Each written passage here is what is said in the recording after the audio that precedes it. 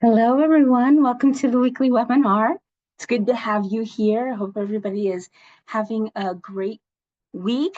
We're almost done with January, which I've heard has been a long month inside of a month. So here's to finishing that up and moving on to February onward and upward with all kinds of exciting things going on. I'll remind everybody to please make sure you are muted and to know that we are recording, and we'll have this recording available later on for watching and rewatching. And if you need the closed captioning, feel free to engage that at the bottom of your screen. I am looking at the list of participants to see about our speaker. I don't see that she has joined us yet, so maybe she'll make a very dramatic sort of entrance, which is okay. So we'll give her a moment to join us, and I will tell you about her, and we will hear from her.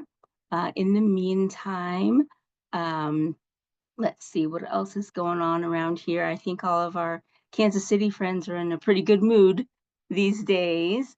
We've got, about 10 more days to go before a possible third time's the charm, 3 in a row Super Bowl, which is very exciting. If we have fans of other teams out there, we greet you warmly here at the KU weekly webinar. I believe KU Medical Center is some sort of official sponsor of the Chiefs, so we'll let that stand as it is. This is not a commercial for anything other than the weekly webinar. But anyway, it's exciting to have something to feel excited about and to feel good about. So we'll see. I would tell you this time next week we'll know, but we won't. We'll still have another few days between now and February 9th. So with that, welcome to Brandy Archie, our speaker for today. Hi, Dr. Archie. So I will introduce Dr. Archie and give her a moment to get settled in. She's got her headphones on. She looks very professional and ready. So let me tell you who Dr. Archie is. Dr. Archie is someone I first met in my work at Jewish Family Services of Greater Kansas City. And I worked there from 2014 to 2022, which is not important at all, except for that's the time that I met Dr. Archie. And she is a fantastic resource. And I can't believe I've been at the weekly webinar for 2 years now, and I'm just now inviting her to speak. What is wrong with me? I don't know, but welcome, Dr. Archie. Let me tell you a little bit more about her. She is an occupational therapist. And if you saw all the letters behind her name, she's got all kinds of qualifications. She really knows what she's talking about. She's going to tell us more about what an occupational therapist does and is. Dr. Archie received her doctorate in occupational therapy from Creighton University. And if you've never seen the letters CLIPP together before, I'm going to take from her bio that is a certified living in place professional. And we'll hear more about that. Dr. Archie has more than 16 years of experience in home health and elder-focused practice settings, which led her to start Ask Sammy. Am I saying that right, Brandy? Sammy? Yeah. Perfect. Okay. A curated digital marketplace to make aging in place possible for anyone. And I know that this crowd is definitely interested in good ways to age in place for ourselves and for our loved ones. And this program puts clinicians, adaptive equipment, senior care services, and education all in one place and uses technology to match clients with the right tools to meet their needs. Dr. Archie is also the founder of Accessible Living, a service-based business that adapts environments to fit the needs of older adults and serves clients in person in Kansas City. So all of that to say, we have, once again, as we always do on the webinar, a real expert among us. So with that, Dr. Brandy, again, welcome. Glad to have you here. I can hear you, I can see you, and everybody on the call. Now, lots of times we have people with their slides and everything, but Dr. Archie and I thought it would be fun to just kind of have a conversation. I've got some questions for her. No trick questions, wink, wink. No trick questions. All questions designed to inform you and educate you all and to highlight the great work that Dr. Archie does. At any point that you all feel the need to ask a question or make a comment, you're welcome to use the chat. You're welcome to unmute and start talking or raise your actual hand, raise your hand on Zoom, and we'll watch out for that. And I think at some point, Dr. Archie is going to maybe share some things from her screen. So we'll do that. Um, but to get us kind of started, Dr. Archie, I introduced you and I said, she'll tell us what an occupational therapist is. So let's Yes. go from there. What in the world is an occupational therapist? That is the question that I have answered the most in my life, from wanting to go to OT school all the way to now. And so, occupational therapy is our job to help make sure people can be as safe and as independent as possible doing the things that they want to do. And if they're not capable of being independent, maybe they're a kid or maybe they're an adult that's being cared for by someone else, that their caregivers, the people that are around them, are as supported as possible so that they can help with that caregiving. So that's a very squishy answer that is not well defined, probably. And that's why people don't know what OTs do, because it varies so much depending on what the situation is. It's really what the key is. And so our goal is independence and safety and health. And I heard you say you could be a kid or an older adult. So across the lifespan. Across the lifespan. Yeah, so like just to like have a bigger awareness of what OT is, because our goal is to help people be independent with the job of living has been one of our taglines, because we think of occupation as being work, but we think of work in an expansive way. So as a kid, your work is being a student, learning how to write. But if you have a disability or was born without a hand, then you need to learn how to gain those skills so you can do the job of school in an alternative way. And so OTs would help work with the kid and the teacher and the student in order to, the parent, I mean, in order to help them get there. And so that same model translates all across the lifespan, whether that's actual work in your career time and you don't want to get carpal tunnel, but you're working at your computer all day, every day. OTs come in and figure out like how can we set this system up a little bit better so that it protects your joints, allows you to do your work independently, um, but also isn't hurting you. And then when we think about in our later years in life, when maybe our mobility or our cognition is changed or is changing, that means the things you've been doing for the past 60 or 70 years the same way, you maybe can't do them the same way anymore. Doesn't mean you can't get a job done. Just means we got to do it a little differently. And OT specialize in coming alongside you to help you figure out, okay, how are we going to get bathing done since stepping over the tub is a challenge? How are we going to make sure that we can get to our doctor's appointment even though driving is not in our wheelhouse anymore? And so OT specialize in helping you figure that out too. So it looks completely different depending on what the situation is, but the end goal is the same. We want to help make sure you're healthy and happy. That sounds like a great goal. And I know that so many of us on the call today are interested in occupational therapy, even if they had never heard of it before now. But now they're interested They're in interested knowing, now. yes, they want to know what's it like to have an occupational therapist work with someone who's experiencing cognitive change, dementia, Alzheimer's, Lewy body, one of those diagnoses. How can you specifically help somebody in that situation? Absolutely. So that looks like a collaborative effort. So the OT is going to come alongside the person who has dementia, along with the people in their lives who are helping them and supporting them. And so, in a similar sense of us talking about earlier, um, just because we are having changes in the way our mind is working doesn't mean we can't do anything. And it doesn't mean we have to stop everything. It means we have to do some things differently. And so we might sit together to think about how can we make sure that um, I'm going to call her Sue. How can I make sure that Sue can still do um, her gardening in a safe way so that she has an activity to participate in? She wants to go out there, but her daughter is feeling nervous about that and getting outside. And so, how can we merge that? So then we might consider, like, okay, we're going to put big planters on the porch. So now we don't have to go down the stairs into the yard and dig in the garden that way, where we might have a risk of wandering off or something, but it's right here in this closed in space, still can do the activity, can be as pretty independent as possible doing it, and it feels safer for everybody involved. And so our job would just be to like probe in the situation, see where the problems are in the moment. And and potentially in the future, and come up with solutions there together so that um, we can create the best situation at home. So whether that's like in the early stages when we're just thinking about what should we prepare for in the future, or if it's like in the later stages where maybe mobility is impacted and the caregiving strain is a little bit heavier and there's more things you have to help Sue with, then we can help figure that out too. So throughout the whole transition period of this, it really is dependent on what the goals are there for the individuals. But our goal is to be a helpmate in doing that and making that work. Excellent.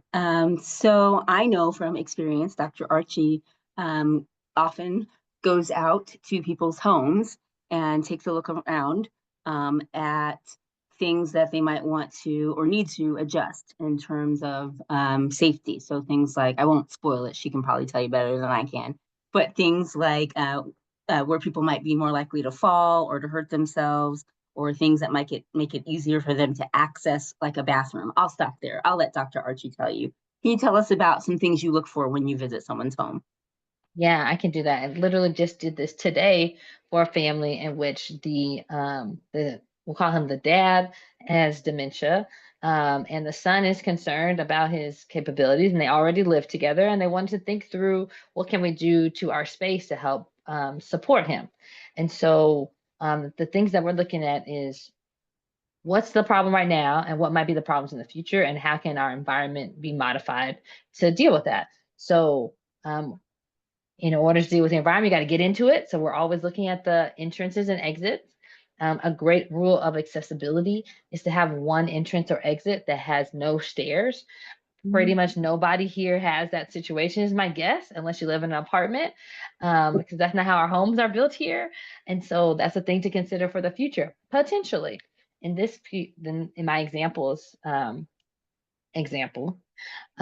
there was no need to make any changes now, and he's walking just fine. And oftentimes with dementia, we're not necessarily going to expect that we're going to end up in a wheelchair in the same way that we would if it was ALS or multiple sclerosis.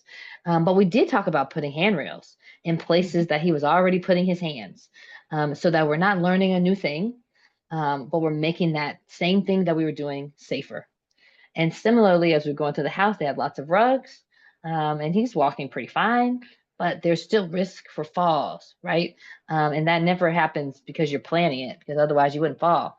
So taping down those rugs or taking them up if they're non-essential, so we don't catch a toe on them, is a way to help us prevent a fall that could turn into a bigger problem, right? Like he's a pretty healthy individual.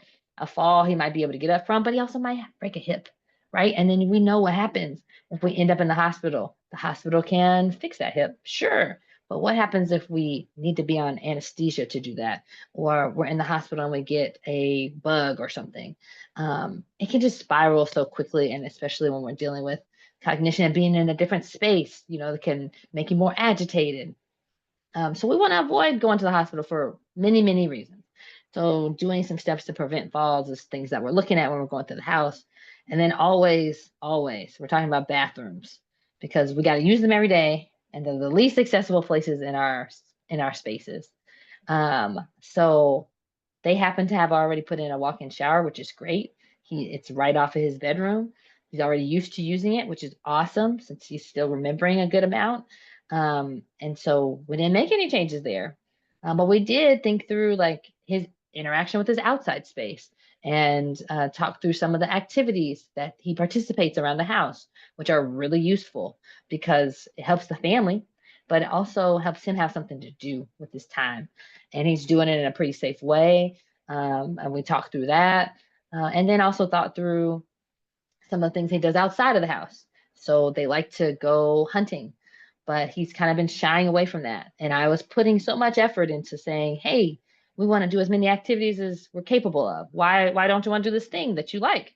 And it really was about incontinence and worried about going to the restroom. So because I dug into those questions that came up, and then we come up with a solution. They're going to stop another time on their way out to deer hunting.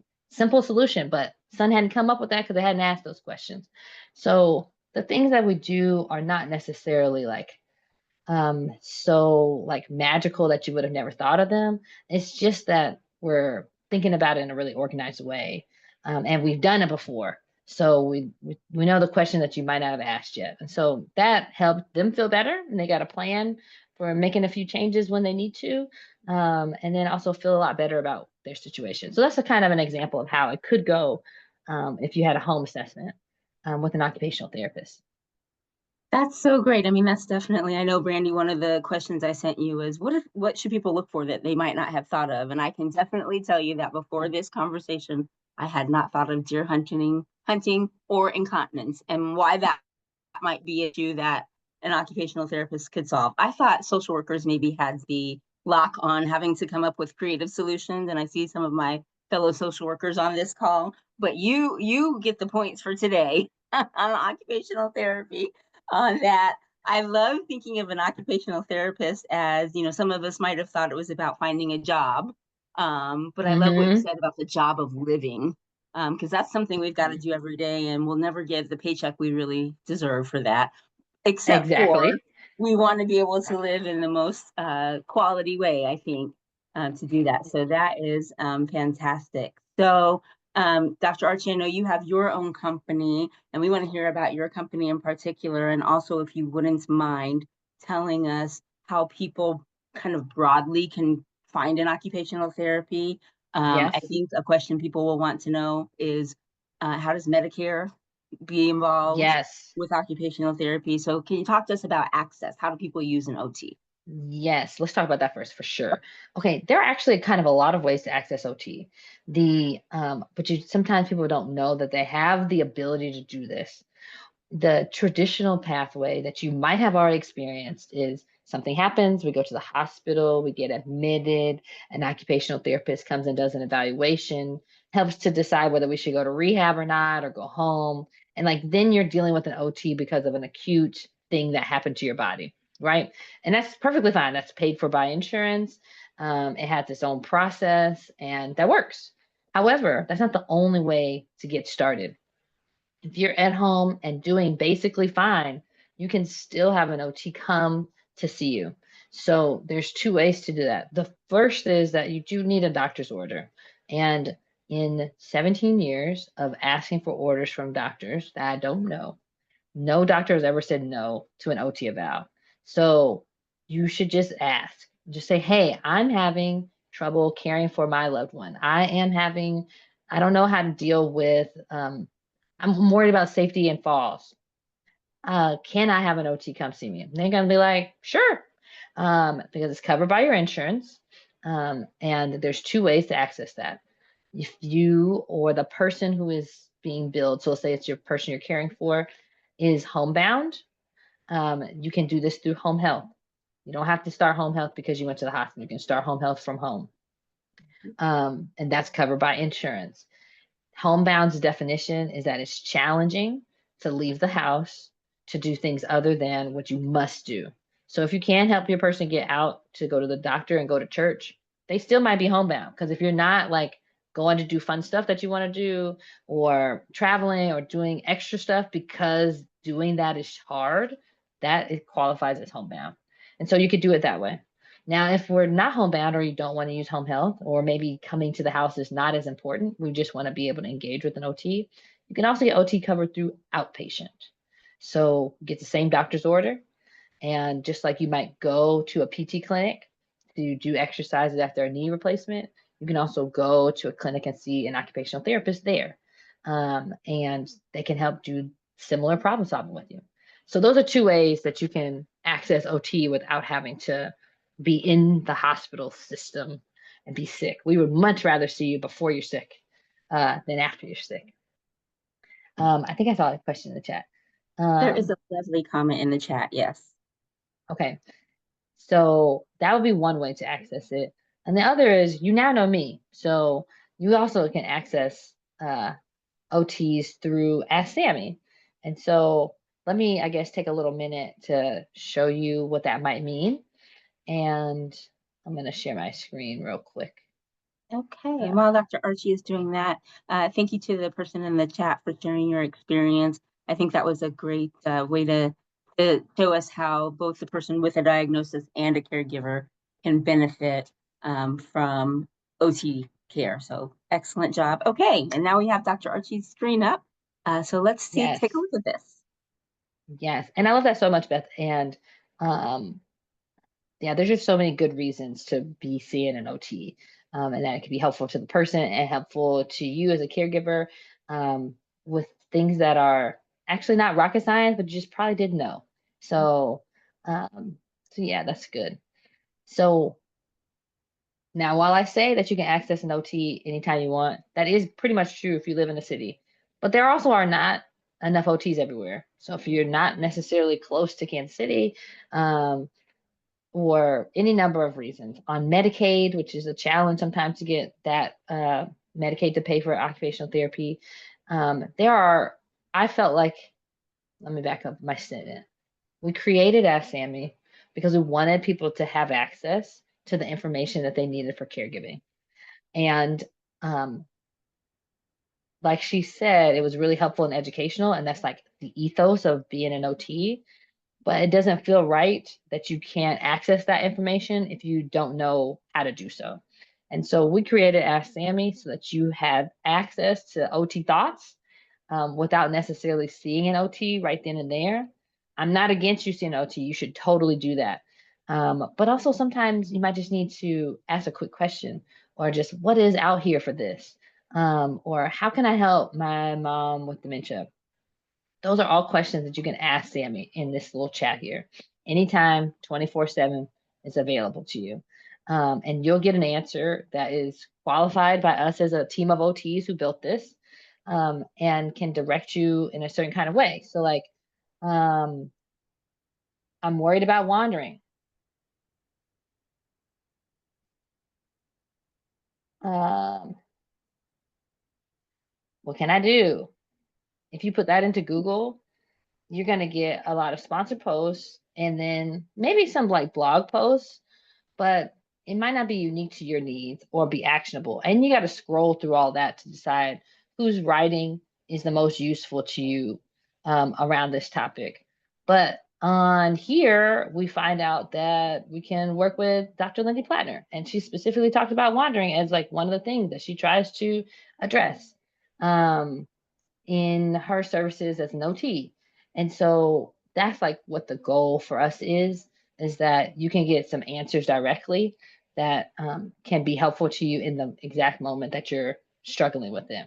And then if you can't find answers that solve all your problems and you do want to engage with somebody, you can find somebody here who's used to doing that.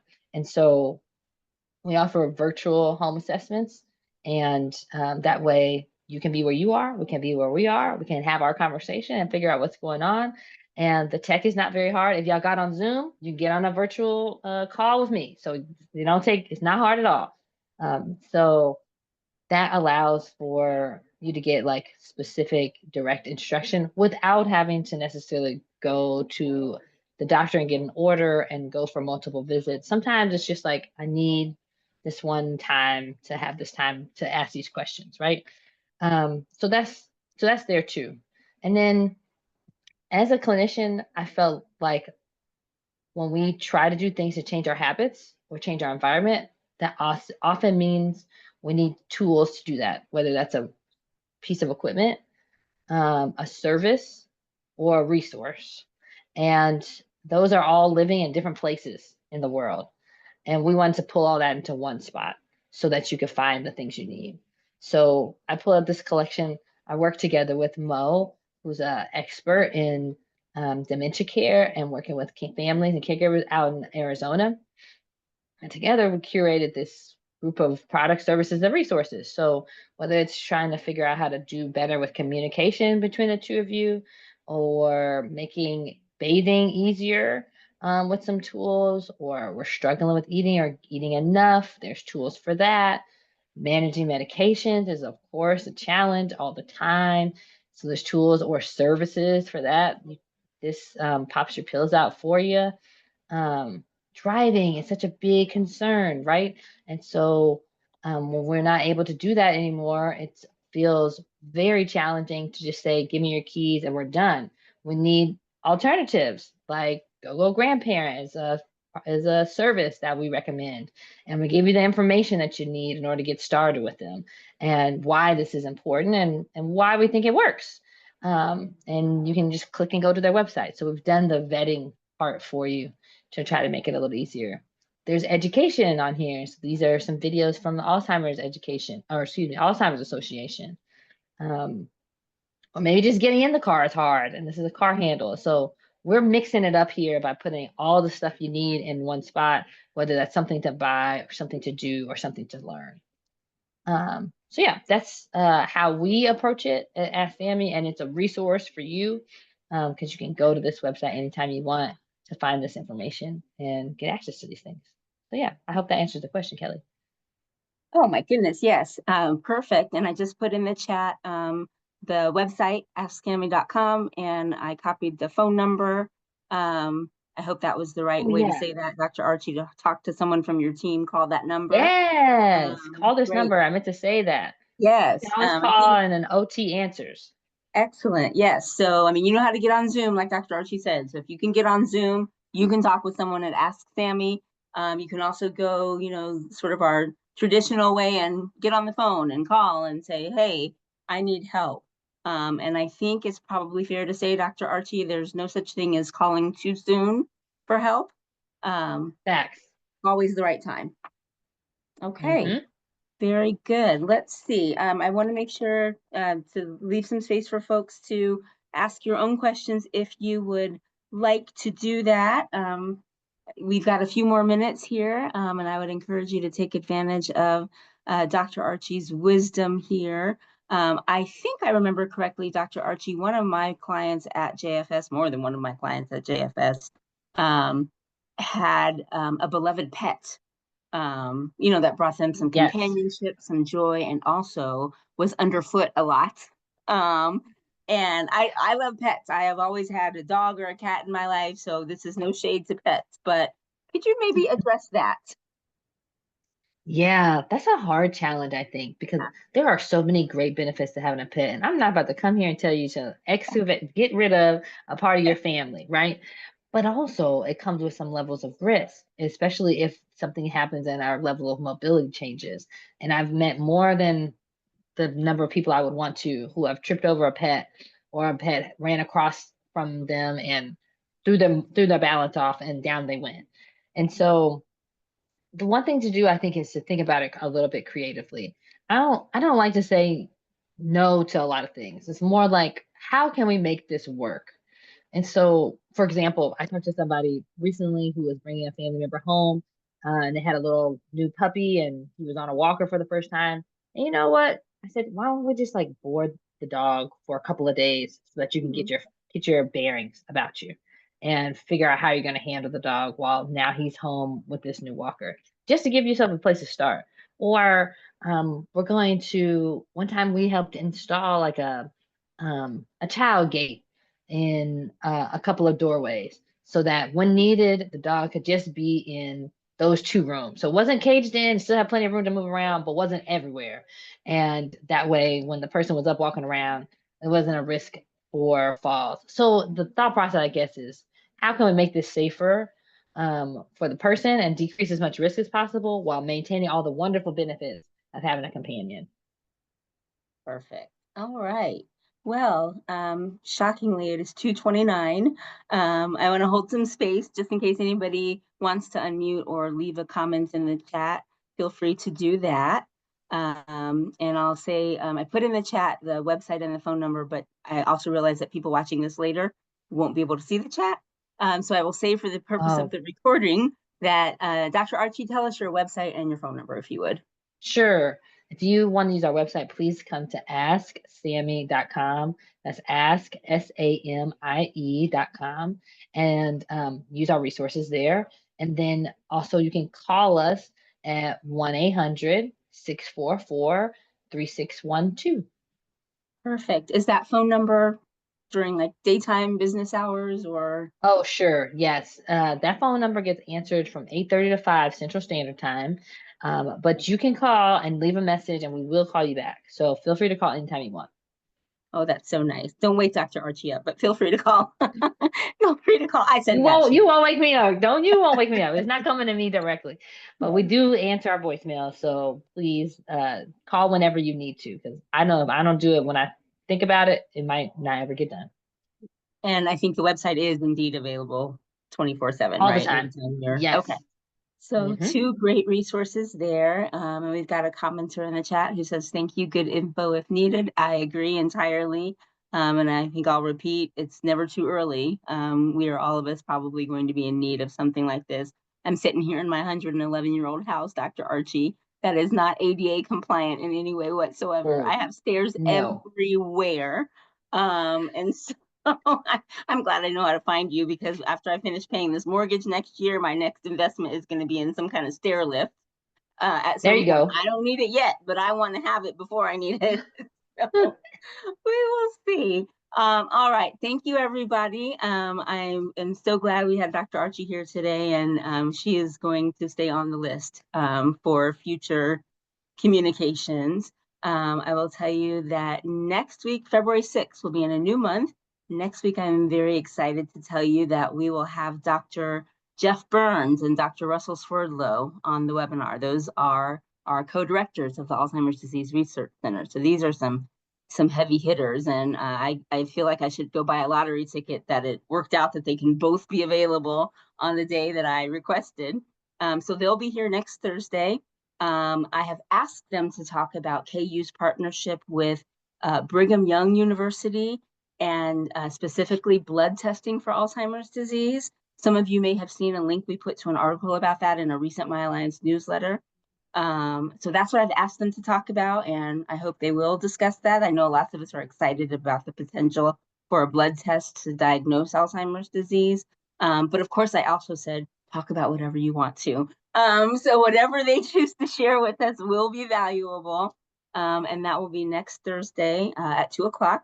Dr. Burns and Dr. Swerdlow, and those two are just wealth of information, and I know they will welcome your questions. So tune in next Thursday for that. Thank you again for being here, Dr. Archie. Thank you so much for being with us today. Everybody No enjoy problem. it not being, frozen outside for today. We'll see what happens. And go Chiefs. Okay, bye.